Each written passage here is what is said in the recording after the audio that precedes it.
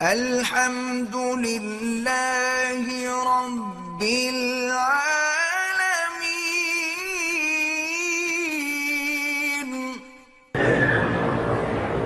کہتے ہیں جی کہ آب زمزم کھڑا ہو کر پیا جائے، بیٹھ کے پیا جائے۔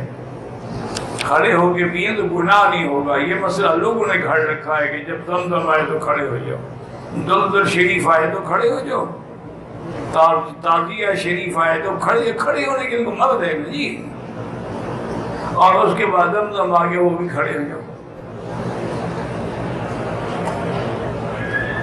ہمیشہ صورت کہ کھانا پینا بیٹھ کے ہوتا، کھڑے ہو کے خلاف سنت ہے۔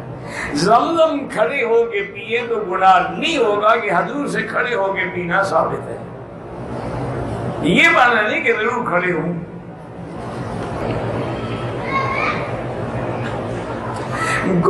دھوپ میں گوشت سکھا کے کھانے سے حضور نے منع فرمایا؟ بالکل نہیں۔